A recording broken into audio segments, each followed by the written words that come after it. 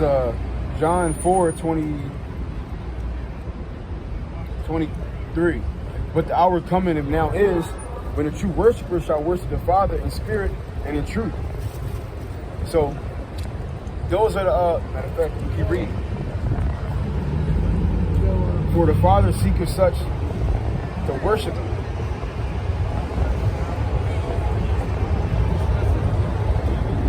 So those are the true worshipers, the one who's going to worship in spirit and in truth, right?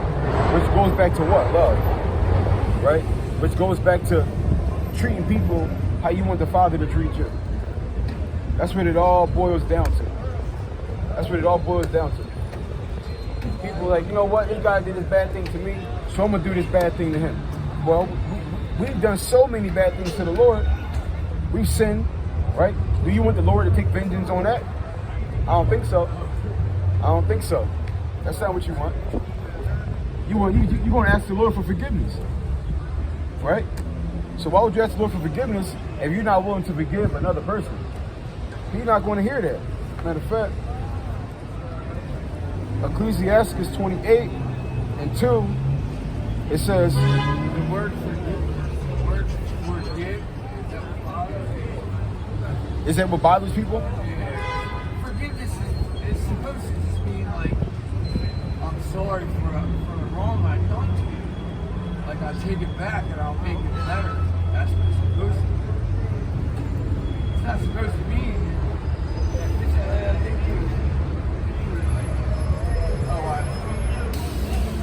I can go and the word's not spell binding. Right. Yeah. A lot of people, the opposite of forgiveness is a grudge. Forgive, you give to God, yourself, the person that you wronged, and some greater good should come out of that as well. Well, the only way to get forgiveness is to forgive. That's really forgiveness.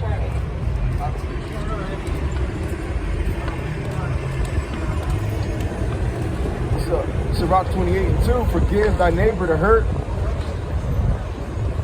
they have done unto thee, so shall thy sins also be forgiven when thy praise.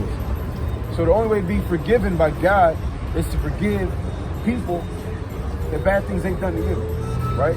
So if somebody does something bad to you, you gotta let it go. You gotta forgive them. If you want forgiveness from God for the things that you've done.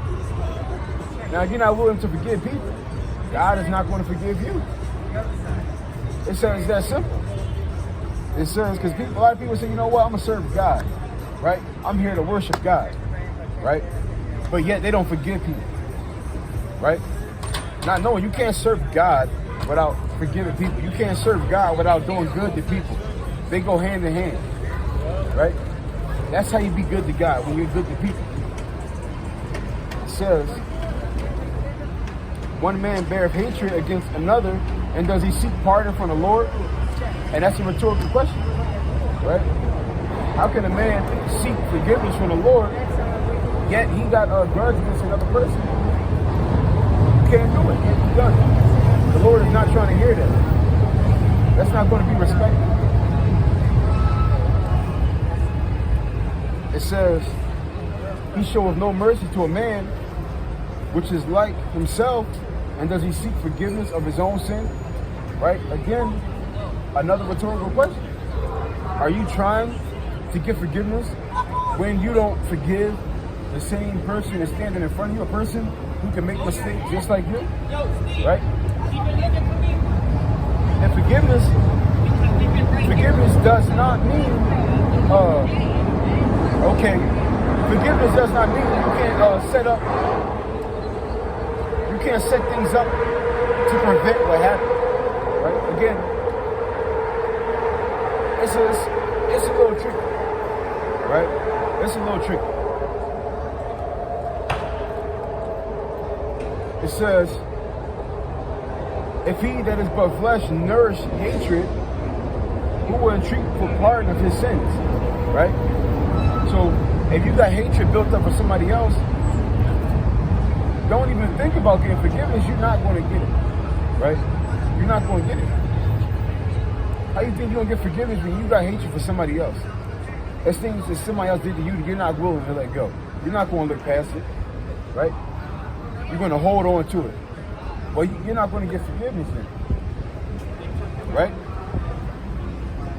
People think, oh, forgiveness is for the person who's asking for it. No, it's not. No, it's not. If I ask a person to forgive me, right? Yes, I'll be asking for it, but it's really for that person. Because that person doesn't forgive me, the Lord's going to hold that against them, right? He's going to hold that against them. That's going to be on them now, right? That's going to be on them.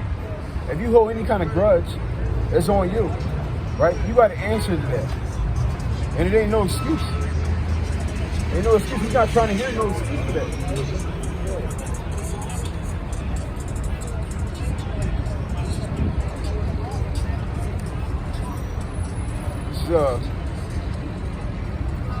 Verse 6, remember thy end and let enmity cease. Remember corruption and death and abide in the commandments, right? Remember corruption and death and abide in commandments.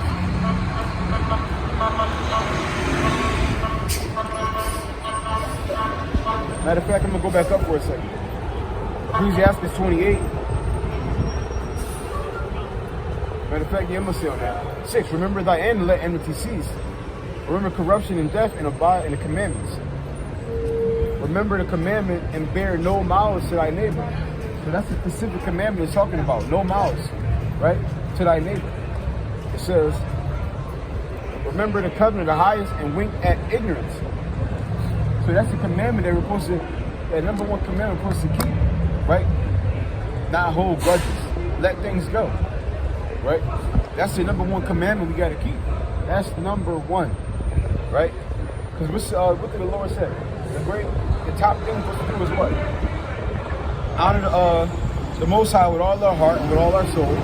Right? And treat your neighbor as yourself. Those are the same things. Because how do we honor the Lord? By keeping the second commandment. And what's the second commandment?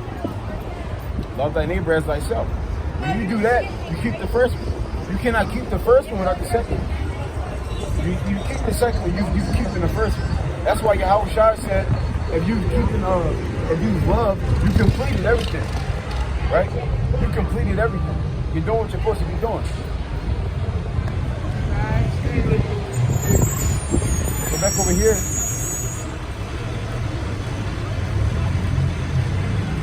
John 4:23. But the hour cometh, and now is, when the true worshiper shall worship the Father in spirit and in truth, for the Father seeketh such to worship him.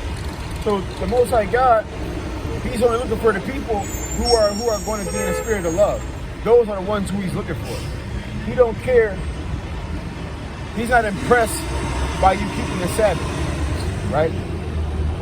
He's not impressed by you keeping dietary laws, right? He's not impressed by you keeping high holy days. These aren't impressing Him, right? You want to impress the Lord, be in the spirit. That's impressive, right? Loving when you're not being loved, right? Bearing no malice, no envy, no hatred, right? Those things are impressive, especially in this place. That's impressive, right? But not a lot of people can do that. That's another reason why it's impressive, right? This place is stacked and geared against not doing the right thing. This place makes it easy to do the wrong thing, right? You're actually exalted in this place for doing the wrong thing, right? You get lifted up.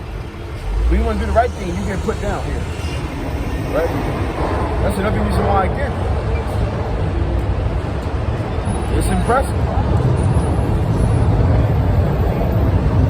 This is John 4:20-24. This is God is a spirit, and they that worship Him must worship Him in spirit and in truth. So that is the only way to serve God. It's through love, right? That's the only way, because the spirit is love, right? So the only way to serve God is through love. That's the only way you can do it. Like I was saying, you can't serve and impress God by the Sabbath. You can't serve and impress God by the high holy days, by the dietary laws. petty things are not impressive. Right? He doesn't care about that. Right? He's not impressed by that.